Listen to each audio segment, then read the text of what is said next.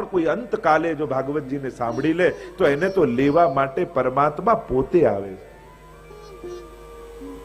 જેને ભાગવત સાંભળ્યું છે એનો અંત સમય ભગવાન સંભાળી લેતો હોય છે.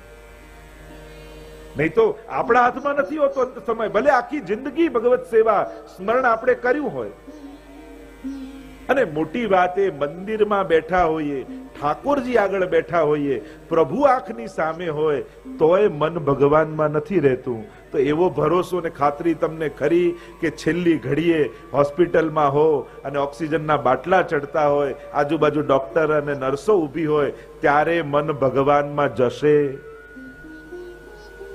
એવી ખાતરી કરી? મંદિરમાં ભગવાન આગળ બેઠા હોઈએ તોય મન ભગવાનમાં નથી રહેતું, તો અંત ઘડીનો ભરોસો કરો. પણ જેણે ભાગવત સપ્તાહ સાંભળી છે એનો અંત સમય ભગવાન ક્યારે બગડવા નહીં દે. છેલ્લી ઘડીએ પણ એના ચિત્તમાં આવીને ભગવાન બેસી અને એનો છેલ્લો સમય સુધારી દેશે, એનો ભવ સુધારી દેશે. છેલ્લી ઘડી પણ આપણે ત્યાં બહુ મહત્વની ગઈ છે.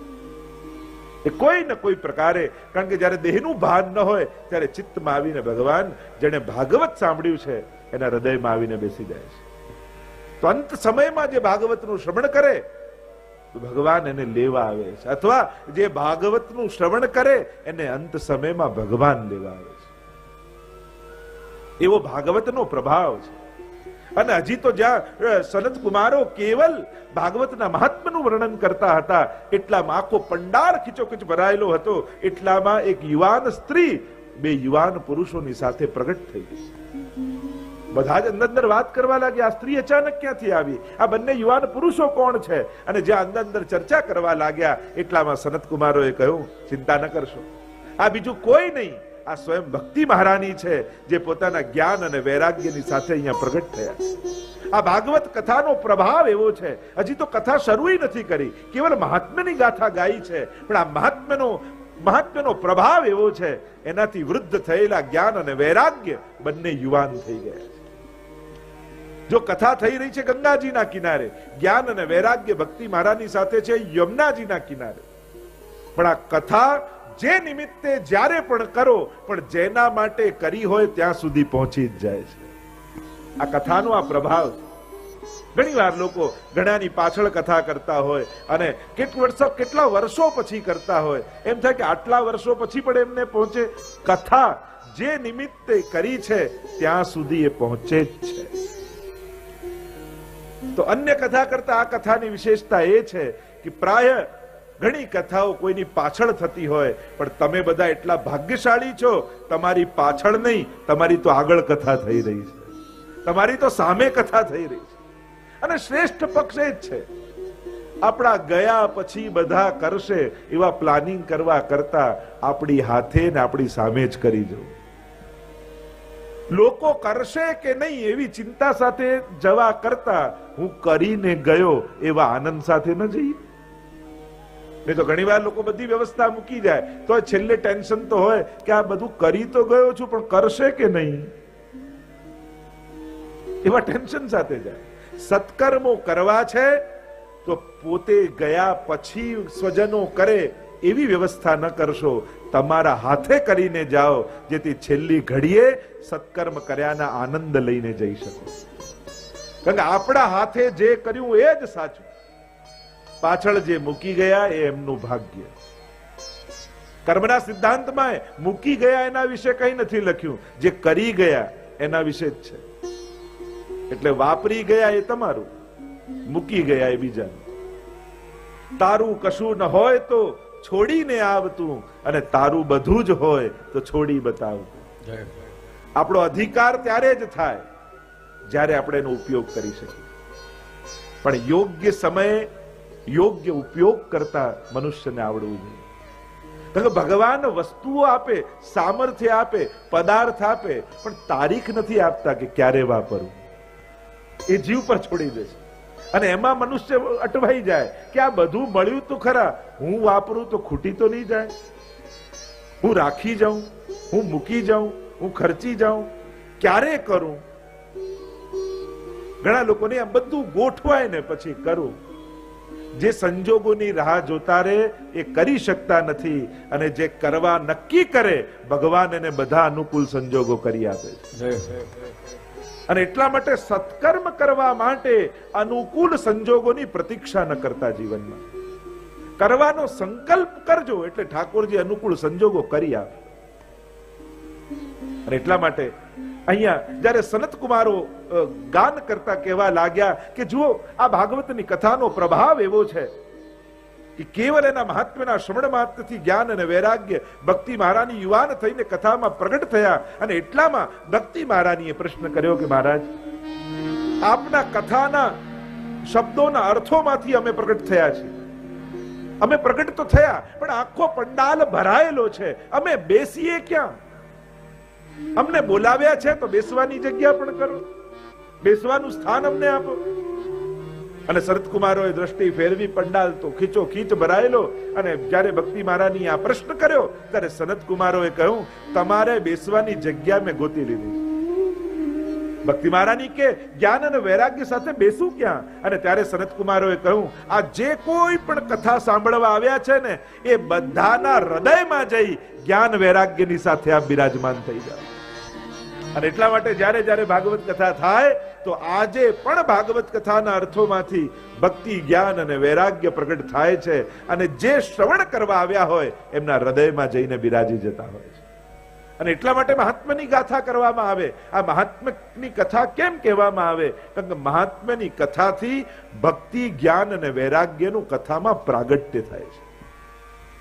એક દિવસ સાંભળ્યું, ભક્તિ જાગી સાંભળવાથી, થોડુંક ભગવાન સંબંધી જ્ઞાન આવ્યું, અને વૈરાગ્ય એટલે 4-4 કલાક સાંસારિક બધા જ કાર્યો છોડી તમે ભગવાન નિમિત્તે બેસો છો, આ તમારું વૈરાગ્ય છે.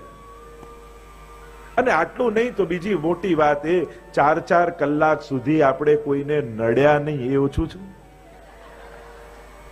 નહીં તો માણસને 1 મિનિટ શાંતિથી બેસાડવો અઘરો, એમાં ફોનમાં 10 ફોન કરી નાખ્યા હોય. આ તો 4-4 કલાક ભાગવત ભગવાનની આગળ શાંતિથી એને શ્રવણ કરતા કરતા. કારણ કે આજે જ્યારે દુનિયામાં કોઈ કોઈનું સાંભળવા તૈયાર નથી, એવા સમયે તમે 4-4 કલાક ભાગવતજીનું સાંભળો, એ પણ બહુ મોટી વાત છે. કે જ્યારે કોઈ કોઈનું સાંભળવા તૈયાર નથી. અત્યારના સમયમાં કોઈને કોઈની સલાહ જોઈતી નથી, કોઈને કોઈનું સાંભળવું નથી. કારણ કે કોઈનું સાંભળવું પોતાનું અપમાન માણસ માને છે. અને જ્યારે આવા સંજોગો હોય તો કોઈને પ્રેરણા કઈ રીતે આપવી? આ એક કથા એવી છે કે જેમાં 4-4 કલાક ભગવાન બોલે છે અને ભક્ત સાંભળે છે. આખી જિંદગી આપણે ભગવાન પાસે અપેક્ષા રાખતા રહ્યા, પ્રભુ હું બોલું છું, હું માંગુ છું, ક્યારેક આપ તો કહો. અને જ્યારે આવી વિનંતી ભક્ત કરે ને ત્યારે ભગવાન એને ભાગવત કથામાં મોકલી દે, ચાલ હવે હું બોલું અને તું સાંભળ. બસ જેમાં ભગવાન બોલે ને ભક્ત સાંભળે એનું નામ ભાગવત કથા છે. ભાગવતનો અર્થ જ થાય ભગવતા પ્રોક્તમ ભાગવતમ. જે ભગવાને કહ્યું છે એ ભાગવત છે. એટલે કે ભાગવતના વક્તા ભગવાન પોતે છે. સૌથી પહેલું ભાગવત 4 શ્લોકમાં ભગવાને બ્રહ્માજીને કહ્યું હતું, અને એનો આ 18,000 શ્લોકોમાં વિસ્તાર થયો છે. ભાગવતજીમાં 12 સ્કંદ, 335 અધ્યાય અને 18,000 શ્લોક છે. પણ એના આદિ વક્તા ભગવાન છે. અને જ્યારે જ્ઞાન, વૈરાગ્ય અને ભક્તિ મહારાનીને કહ્યું હૃદયમાં બિરાજો, ચારે બાજુ જયઘોષ થવા લાગ્યા અને સ્વયં પરમાત્મા એ કથામાં પધાર્યા. અને જ્યાં ભગવાનને જોયા બધા જ એક સાથે ઉભા થઈ ગયા, જયઘોષ કરવા લાગ્યા, બોલો ગોવર્ધન નાદ કી જય. દુંદુભીઓના નાદ વાગવા લાગ્યા છે. પાર્ષદની સાથે ભગવાન પોતે કથામાં પ્રગટ થયા. સકલ ભુવન મધ્યે નિર્ધનાસ્તેપી ધન્ય. ત્યાં કહ્યું છે કે આ સકલ ભુવનમાં એ નિર્ધનો પણ ધનવાન છે, કે જેના પ્રેમની ડોરમાં બંધાઈ પરમાત્મા વૈકુંઠ છોડી અને ભક્તોના ઝૂંપડામાં આવીને નિવાસ કરી લે છે. એ પ્રેમની, એ ભક્તિની, ભક્તિ સૂત્રોપનદ્ધ. આ ભક્તિનું મહાત્મ્ય બતાવ્યું. કઈ ડોરથી બંધાઈને આવે છે? તો કે ભક્તિની ડોરથી ભગવાન બંધાય છે. આને જ પુષ્ટિ માર્ગ કહેવાય. જીવ ભગવાન તરફ જાય મર્યાદા, પણ ભગવાન જીવને ગોતતો ગોતતો એના ઝૂંપડે આવી જાય, એનું નામ પુષ્ટિ માર્ગ. પુષ્ટિ માર્ગમાં જીવ નથી ચાલતો, ભગવાન જે માર્ગ પર ચાલી ભક્ત સુધી આવે એનું નામ પુષ્ટિ માર્ગ છે. અને આમ ભગવાન પધાર્યા, વચન આપ્યું છે કે આજ પછી જ્યાં પણ ભાગવત કથા થશે ત્યાં હું ચોક્કસ આવીશ. એટલે જ્યારે પણ ભાગવત કથામાં આવો સાવધાન રહેજો, આ કથામાં ભગવાન પોતે આવતા હોય છે. અહીંયા ભગવાન બિરાજે છે. કહેવાય જ્યાં જ્યાં રામાયણ થાય ત્યાં હનુમાનજી આવે, જ્યાં જ્યાં મહાભારતની કથા થાય ત્યાં અશ્વત્થામા આવે, જ્યાં જ્યાં ભાગવતની કથા થાય ત્યાં સ્વયં ભગવાન આવે. એટલે જ્યાં પણ ભાગવત કથા હોય ત્યાં પ્રભુ ચોક્કસ પધારે. આગળ ચર્ચા કરવામાં આવી કે ચલો આ તો ભક્તોની કથા છે અને ભાગવતના પ્રભાવથી જ્ઞાન વૈરાગ્યનું દુઃખ દૂર થયું, ભક્તિ મારાનીનું દુઃખ દૂર થયું, તો પુણ્યશાળીઓ જીવો માટે તો કૃપા ભગવાન કરે ભાગવતથી, પણ શું પાપીઓનો પણ ઉદ્ધાર ભાગવતજી કરી શકે? તો કહ્યું હા, આ જગતનો ગમે તેટલો મોટો પાપી હોય પણ જો ભાગવત સુધારસના એ પાન જો કરી લે તો ભગવાન એના સમસ્ત પાપોમાંથી એને મુક્ત કરી પોતાના આશ્રયમાં સ્વીકાર કરે.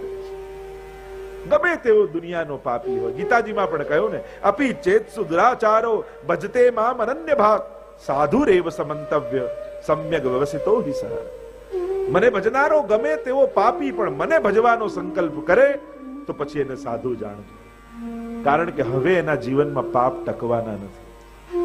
એકવાર ભગવાનમાં પ્રેમ પ્રગટી જાય ને પછી પાપ તો ખરી પડતા હોય છે. ક્રોધ, લોભ, ઈર્ષા, દ્વેષ આ બધું કાઢવાની મહેનત ન કરવી પડે. જેની ભીતર પ્રેમ પાકી જાય ને આ બધું આપમેળે ખરી પડે. એને કાઢવાના પ્રયાસની જ જરૂર ન હોય, પ્રેમથી ભરાઈ જાઓ, દુર્ગુણો આપમેળે જતા રહેશે. અને આમ કહ્યું કે ગમે તેવો પાપીને પાપીની કથા કહેતા ધુંધકારીની કથા કહે. ગોકર્ણોપાખ્યાન જેને કહેવાય છે, આત્મદેવ નામનો બ્રાહ્મણ તુંગભદ્રા નદીના તટ કિનારે એક ગાંવ છે ને એમાં રહે છે. બધું જ છે, ભગવાને બધું જ આપ્યું છે, પણ એક સંતતિનો અભાવ છે. ઘરમાં કોઈ બાળક નથી અને જીવનમાં બધાને બધું જ મળે એ કઈ જરૂરી છે? એવું કોઈ કોન્ટ્રાક્ટ કરીને ભગવાન સાથે આવીએ છે? જે મળ્યું એને ભગવાનનો પ્રસાદ માનીને સ્વીકારી લે. પણ માણસનો સ્વભાવ એ છે, મળેલી 99 વસ્તુને ક્યારે યાદ કરતો નથી, જે ન મળ્યું એને યાદ કરી કરીને જીવ બાળતો રહે. પણ ભાગ્યથી લડીને કંઈ મેળવવા જાઓ ને, એક વસ્તુ યાદ રાખજો, ભાગ્યમાં નથી ને વસ્તુ પરાણે મેળવી તો એ વસ્તુથી સુખ નહીં મળે. આત્મદેવને એમ થયું કે લો સંતતિ નથી તો જીવીને શું કરવું? અરે સંતતિથી જો સુખ મળી જતું હોત તો જેના ઘરે છે એને મળી લો, સુખી થઈ ગયા. સીધે સીધું છે. તમને જ્યારે કોઈ વસ્તુ માટે એમ લાગતું હોય કે આ નથી એટલે દુખી છું, તો એ વસ્તુ જેની ઘરે હોય, જેની પાસે હોય એને મળી લેવું. શું આ મળવાથી તું સુખી થયો? આ આપણી કલ્પનાઓ છે, આ આપણી ધારણાઓ છે, અને આપણી વિવિધ પ્રકારની માન્યતાઓને ધારણાઓને કારણે આપણું સુખ હંમેશા કલ્પનાઓમાં જ રહે છે. સુખી થતા માણસને આવડવું જોઈએ. વસ્તુ અને વ્યક્તિઓથી સુખી થવાતું નથી, સમજણથી સુખ આવે છે. જીવનમાં સમજણ છે તો સુખ અને શાંતિ આવશે. બાકી ગમે તેટલા ઊંચા પદો, ગમે તેટલી અનુકૂળતાઓ, ગમે તેટલી સામર્થ્યને ભેગું કરો અને એવું માનતા હો કે એનાથી સુખ આવે કે શાંતિ આવે, સંભવ નથી. એક સસલું હતું, જતું હતું રસ્તામાં અને જોયું કે વૃક્ષ ઉપર એક ગિદ્ધ બેઠું છે, ટોચ ઉપર શાંતિથી બેઠું છે. સસલાને એમ થયું કે જો કેવું શાંતિથી બેઠું છે, લાવ હું શાંતિથી બેસું. અને જ્યાં ઝાડ નીચે શાંતિથી બેઠો એટલામાં એક શિયાળ આવ્યું અને મોઢામાં પકડ્યું સસલા. અને જ્યાં મારવા જાય ત્યાં સસલાએ કહ્યું, જો પેલો ગિદ્ધ શાંતિથી બેઠો છે, એને કોઈ હેરાન નથી કરતું, એને કોઈ છેડતું નથી, અને હું બેસવા ગયો તો મને મારો છો, આવું કેમ? ત્યારે સસલાને મારતા મારતા શિયાળે એટલું કહ્યું કે સસલા, શાંતિ માટે ઊંચાઈ જોઈએ. ઊંચાઈ વગર જીવનમાં શાંતિ ના આવે. વિચારની, વ્યવહારની, સમજણની આ ઊંચાઈ જ્યાં સુધી ન મળે ને ત્યાં સુધી જીવનમાં શાંતિનો ઉદય થતો નથી. કોઈ વસ્તુ ને વ્યક્તિથી કેવલ શાંતિ નથી આવતી, સમજની ઊંચાઈ જોઈએ. કહ્યું કે સંતતિ નથી તો પછી આ બધું ભેગું કરીને શું, સંસાર મેળવીને શું, અરે જીવીને શું કરું? એટલું બધું કોઈ વસ્તુને વિચારી લઈએ ને તો આપણને એમ લાગે કે આના વગર જીવન સંભવ જ નથી. જીવન માટે બધું છે. કોઈ વસ્તુ કે વ્યક્તિ માટે જીવનનો ભોગ ન અપાય. જીવન મોટું છે, વિશાળ છે. ઘણી વાર લોકો નાની નાની વસ્તુ માટે જીવનનો ભોગ આપી દેતા હોય, જીવન ટૂંકાવી દેતા હોય. એનાથી મોટી જીવનમાં કોઈ ભૂલ બીજી નથી. જીવન માટે આ બધું છે, જીવન એના માટે નથી હોતું. આત્મદેવને ગ્લાનિ થઈ. આધ્યાત્મિક અર્થ કરીએ, તુંગ ભદ્રા, તુંગ એટલે શિખર, ભદ્રા એટલે કલ્યાણ, કલ્યાણનું શિખર એટલે આ માનવ દેહ. આત્મદેવ એટલે જીવાત્મા, અને આત્મદેવને પત્ની છે ધુંધુલી. એવું નથી કે એને બાળક થતું નથી. મહાત્માની કથામાં એવું આવે છે કે આ માં બનવા માંગતી નથી. અનેક અનેક તર્ક કુતર્કો આપે છે. અરે જો સુખદેવજીની જેમ 16 વર્ષ રહી જાય, કોઈ ચડાઈ કરે તો હું ભાગીને કેમ જાઉં, અરે મને મારું શરીર આમ થઈ જશે, મને રોગ લાગી જશે, તો અનેક અનેક પ્રકારના તર્ક કુતર્કો આપે છે. માં નહીં બનવાનું. અને આત્મદેવને એમ છે કે બાળક થતું નથી. આ ધુંધુલી છે આધ્યાત્મિક અર્થમાં દુર્બુદ્ધિ. અને દુર્બુદ્ધિ જીવાત્માને સત્સંગનું ફળ આપતી નથી. બુદ્ધિ નાશાત પ્રણશ્યતિ, ગીતાજીમાં પણ કહ્યું, જો બુદ્ધિનો નાશ થાય તો સર્વનાશ થઈ જાય. તો આ દુર્બુદ્ધિ સત્સંગનું ફળ લેવા દેતી નથી. અને આત્મદેવને એમ થયું કે જો સંતતિ નથી તો જીવીને શું કરું? આવ્યા ગામની બહાર, તળાવના કિનારે ઉભા રહી અને વિચાર કરવા લાગ્યા કે લાવ હું કૂદીને જીવન ટૂંકાવી દઉં, જીવન સમાપ્ત કરી દઉં. અને જ્યાં કૂદવા જાય ત્યાં નજર પડી એમની, એક મહાત્મા બેઠા છે. એનું તેજ દૈદીપ્યમાન થઈ રહ્યું છે. થયું કે આમના ચરણે જાઉં અને સાંભળ્યું છે એવું કે કોઈ મહાપુરુષના આશીર્વાદ લો તો એ ભાગ્યને પણ બદલી નાખવાનું સામર્થ્ય રાખતા હોય છે. દોડતા ગયા આત્મદેવ, ચરણોમાં પડ્યા, પ્રણામ કર્યા, આજીજી કરતા કહ્યું કે આપ કૃપા કરીને આશીર્વાદ આપો, મારા ઘરે પારણું બંધાય. મહાપુરુષે આંખ બંધ કરીને જોયું અને આંખ ખોલીને કહ્યું કે આત્મદેવ, આ જન્મમાં નહીં, 7 જન્મ સુધી તારે કોઈ સંતતિનો યોગ જ નથી. અને જ્યારે કોઈ આવું મહાપુરુષના મુખે સાંભળ્યું અને હવે તો મનમાં એવી ગ્લાનિ થઈ, હવે જીવીને શું કરું? માથું પછાડવા લાગ્યો આત્મદેવ. કહેવા લાગે, જો આપ કૃપા નહીં કરો તો અહીંયા ને અહીંયા જીવન ટૂંકાવી દઈશ અને બ્રહ્મ હત્યાનું પાપ આપને લાગશે. કરુણા જાગી મહાપુરુષને અને ઝોળીમાંથી ફળ કાઢી અભિમંત્રિત કરીને આપ્યો આત્મદેવને અને કહ્યું, જા આ ફળ તારી પત્નીને ખવડાવજે, ઠાકોરજી કૃપા કરશે તો તારા ઘરે પારણું બંધાશે. પ્રસન્ન થઈ ગયો આત્મદેવ, ખુશ થતો થતો હાથમાં ફળ લઈને દોડતો દોડતો આવ્યો. ધુંધુલીને કહેવા લાગ્યો, જો ઠાકોરજીની કૃપા થઈ ગઈ છે, આ ફળ તું ખાઈશ તો આપણા ઘરે પારણું બંધાશે. અને ધુંધુલીએ તો ફળ લઈને પાછું માથે માર્યું કે ક્યાં પાછી આ લપ આવી. બધું જ ઘરમાં શાંતિ થઈ ગઈ હતી, બધું ભૂલાઈ ગયું હતું અને પાછું આવ્યું. આત્મદેવ જ્યાં ગયો પોતાની બહેનને બોલાવી, અને દુર્બુદ્ધિની બહેન છે દુસ્સંગ. બુદ્ધિ બગડે ને પછી દુસ્સંગ ગોતવા ન જવું પડે, સામેથી જ આવી જાય. અને દુર્બુદ્ધિ અને દુસ્સંગ આ બે જ દિવસે ભેગા થયા પછી એનું પતન કરતા કોઈ ન રોકી શકે. બુદ્ધિ ખરાબ હોય, વિચાર ખોટા હોય તો સારા વ્યક્તિનો સંગ રાખજો, જેથી સદવિચારો આપે. પણ જો દુસ્સંગ કરી લીધો, દુસ્સંગી વ્યક્તિ તમારા પાપોને મનમાં દ્રઢ કરી દેશે. જે પાપ પ્રત્યે ગ્લાનિ છે ને એ ગ્લાનિ ખસેડી દેશે. એટલે કે પાપ કરતા પણ મનમાં સંકોચ નહીં આવે. અને દુર્બુદ્ધિ ને દુસ્સંગ ભેગા થયા અને બહેને કહ્યું કે જો મારે બાળક થવાનું છે, એમ કર તું મારા ઘરે રહેવા આવી જા, ગર્ભવતી થવાનું નાટક કરજે અને સમય થાય ને મારે બાળક થશે, મારા પતિને થોડા રૂપિયા આપજે, એટલે એ બાળક જે થાય તને આપી દઈશું અને ગામમાં એમ કહીશું કે તારે બાળક થયું છે. વાત બહુ ગમી. કહ્યું કે આ ફળનું શું કરું? કે તારા આંગણામાં જે ગાય બાંધેલી છે ને એને કોઈ વાછરડું થતું નથી. એમ કર આ ગાયને ખવડાવીને જોઈએ તો ખરા કે આ ઋષિએ કઈ અભિમંત્રિત કરીને આપ્યું છે કે એમને પકડાવી દીધું છે. ફળ ખવડાયું ગાયને, સમય થયો, ગાયને વાછરડું થયું. આખું શરીર મનુષ્ય જેવું પણ કાન ગાય જેવા. માનો એ ઋષિનું તેજ, એ તપ આ પુત્ર રૂપે પ્રગટ થયો છે અને એટલા માટે એમનું નામ રાખ્યું ગૌકર્ણ. બોલો ગૌકર્ણજી મહારાજ કી જય. અને અહીંયા સમય થયો, દુલદુલીના બહેનને બાળક થયું છે અને અહીંયા સમાચાર આત્મદેવને મળ્યા. દુંદુલીએ કહ્યું કે આપણે ત્યાં બાળકનો જન્મ થયો છે.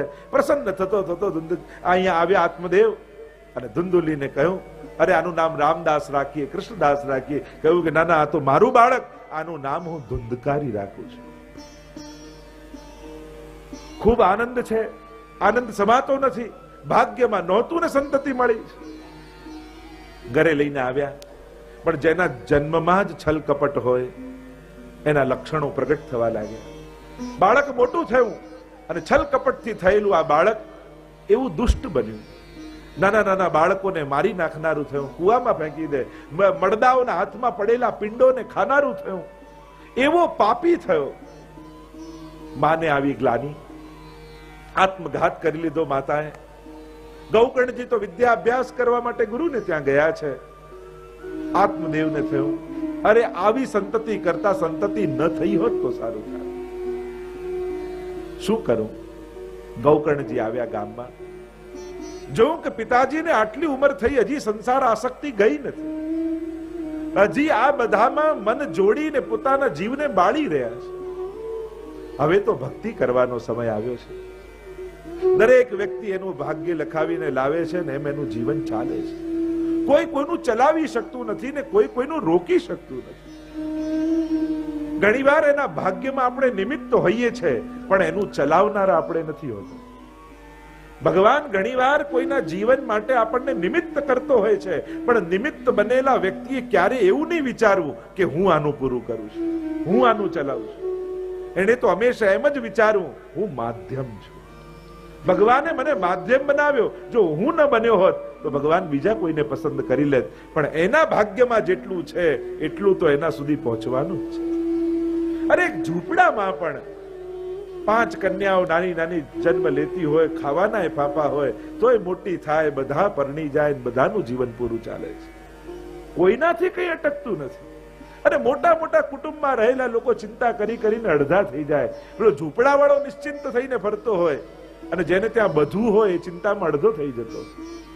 ચલાવનારો પરમાત્મા છે, આ ભરોસો રાખો. ભાગવત સાંભળ્યા પછી એક વાત મનમાં દ્રઢ રૂપે બેસી જવી જોઈએ, આ બધું જ કરનારો ભગવાન છે. દરેક વ્યક્તિનું ભાગ્ય લખનારો પરમાત્મા છે અને જે લખ્યું છે એના સુધી ભગવાન પહોંચાડી જ દેવાના છે. થયું, પિતાજી હજી આસક્ત છે. ગૌકર્ણજી આવ્યા આત્મદેવ પાસે. પિતાજી, હવે ભક્તિ કરવાનો સમય આવ્યો. કોની રાહ જુઓ છો? કોની પ્રતીક્ષા કરો છો?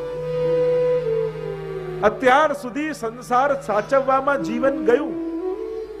હવે ગડપણનો સમય પોતાના માટે જીવવાનો સમય છે.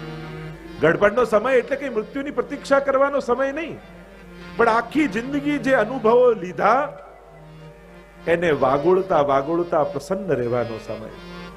ગડપણનો સમય એટલે પોતાના માટે જીવવાનો સમય. બાળપણ ભણવામાં ગયું, વિવાહ થયા, બાળકો થયા, એને સાચવવામાં ભોગ આપ્યો, આખી જિંદગી બધાને સેટ કરતા જ રહ્યા, પણ પોતે હંમેશા અપસેટ રહ્યા. એટલે બધું સાહિત્યકારો કહે ને કે માણસના ઘરે બધા જ સેટ હોય, ટીવી સેટ હોય, સોફા સેટ હોય, ડાઇનિંગ ટેબલ સેટ હોય, પણ પોતે હંમેશા અપસેટ જ રહેતો હોય. પોતે સેટ ક્યારેય ન થાય. હવે મારા માટે મારે જીવવું છે, મારા આત્મોદ્ધાર માટે મારે જીવવું છે.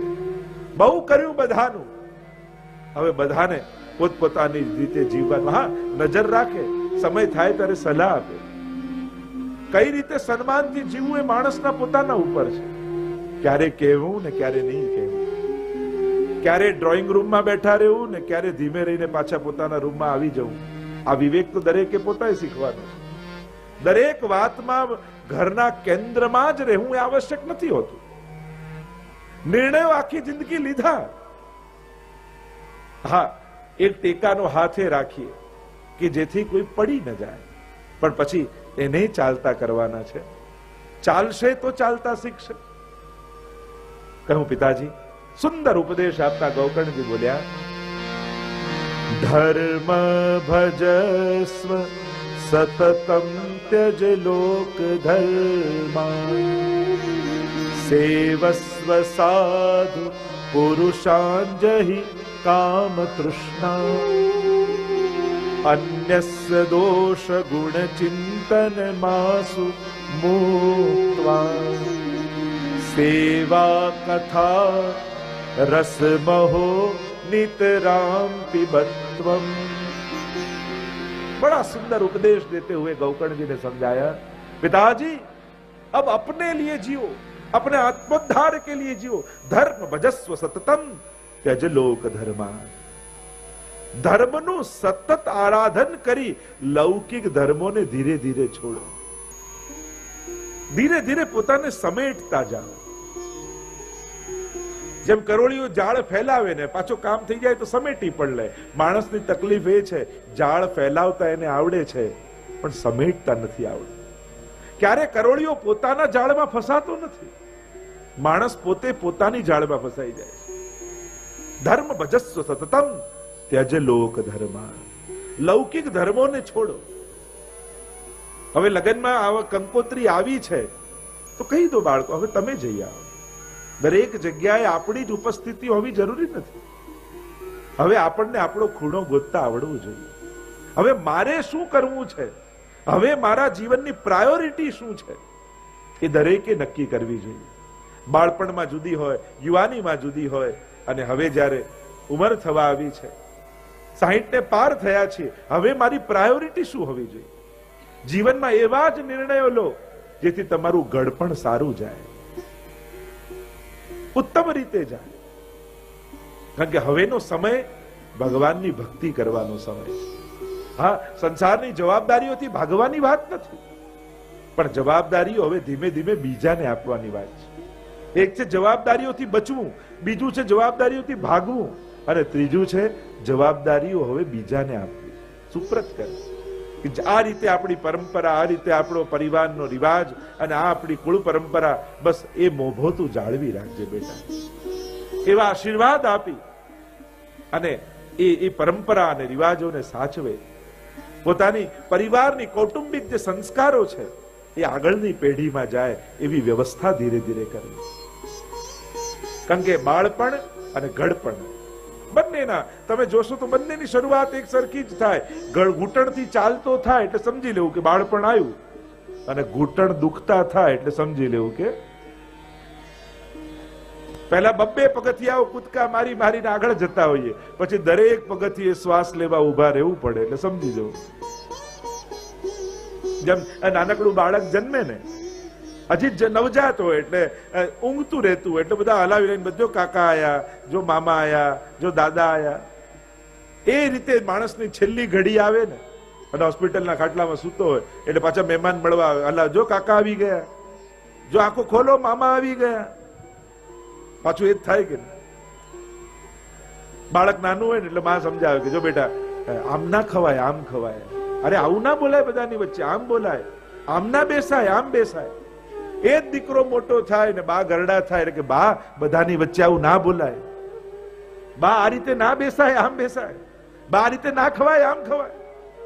આ દુનિયા તો ગોળ છે, બધું ફરી ફરીને પાછું આવે છે, અને એટલા માટે જે આપ્યું છે એ ફરીને પાછું આવશે। સન્માન માણસે પોતાની જાતે, જો અમુક વસ્તુ માંગવાની ન હોય, મેળવવાની હોય। પ્રેમ માંગો મજા જ ના આવે, એ તો મેળવવાનો હોય। સન્માન માંગો મજા જ ના આવે, એ તો સન્માનીય બનવું પડે, મેળવવાનું। અમુક વસ્તુ મેળવવાની હોય, એ માંગવીને મળે એમાં મજા જ નથી। સન્માનીય થવું પડે, આદરણીય થવું પડે। આપણા પરિવારના આદર્શ રૂપે આપણે આપણી જાતને પ્રસ્થાપિત કરવી પડે। શું આપણા ગયા પછી તમે એમ માનો છો કે આપણું જીવન એવું છે કે ઘરમાં જ્યારે પણ કોઈ ધર્મની, સત્કર્મની વાત નીકળશે તો આપણી સંતતિઓ આપણને યાદ કરશે કે પપ્પા જેવું મારે કરવું છે, મારે મમ્મી જેવું કરવું છે। જ્યારે આપણે આપણી પ્રેરણા, કારણ કે આપણે કાયમ માટે પરિવારમાં રહેવાના નથી, પણ આપણી પ્રેરણાઓ કાયમ માટે આપણા કુળમાં રહેવી જોઈએ। આજે પણ કંઈક સારું થાય તો કેવા આપણા વડીલોને યાદ કરીએ આપણે, કે અમારા દાદા મરજાદી હતા, બા આમ મરજાદી હતા, કઈ રીતે ધર્મ પાળતા, એની પ્રેરણા લઈએ છીએ। લોકસ તદનુ વર્તતે, ગીતાજીમાં પણ કહ્યું ને, લોકો અનુવર્તન કરનારા છે. અને એટલા માટે ઉપદેશ આપવા કરતા પ્રેરક બનવું, પ્રેરણા આપવી. કારણ કે ઉપદેશ આપવા માટે ખાલી જુબાન ચલાવવાની જરૂર હોય છે, પણ પ્રેરણા આપવા માટે આખા જીવનનો ભોગ આપવો પડતો હોય છે. ત્યારે આપણે પ્રેરણારૂપ પરિવાર, કુટુંબ અને સમાજ માટે બનતા હોઈએ. આજે પ્રેરણાઓ સમાજમાંથી ધીમે ધીમે ખતમ થઈ રહી છે અને એટલા માટે આવતી પેઢીને પ્રેરણાઓ નથી મળતી. આપણે એમ કહીએ કે હવે આવતી જનરેશનને દિશા નથી, ભટકી રહી છે. એનું મૂળ કારણ કોઈ બગડ્યું છે એમ નહીં, સમાજમાં પ્રેરણાઓ ધીમે ધીમે ખતમ થઈ રહી છે, આદર્શો ખતમ થઈ રહ્યા છે, આઈડિયલો જઈ રહ્યા છે. અને જ્યારે સમાજમાં આઈડિયલો ન રહે ત્યારે આવતી પેઢી ભટકવા લાગે છે. અને એટલા માટે હું હમણાં જ ક્યાંક કહેતો હતો કે જરૂરી નથી કે કોઈ આર્થિક રૂપે શ્રેષ્ઠ થયો એનું જ સન્માન થાય. જ્યારે સામાજિક સંસ્થાઓ છે એમાં કેવલ આર્થિક સફળ વ્યક્તિનું સન્માન નહીં, પણ કોઈ પારિવારિક રૂપે કોઈ કુટુંબનો મોભી બની આખા કુટુંબને ભેગો રાખીને જીવ્યો હોય તો એનું એક દાદા તરીકેનું સન્માન થવું જોઈએ, કોઈ આદર્શ પિતાનું સન્માન થવું જોઈએ, આદર્શ પત્નીનું સન્માન થવું જોઈએ, આદર્શ માતાઓનું સન્માન થવું જોઈએ, જેથી આવતી પેઢીને પરિવારમાં આઈડિયલ કેમ બનવું એની પ્રેરણાઓ સમાજમાં મળે.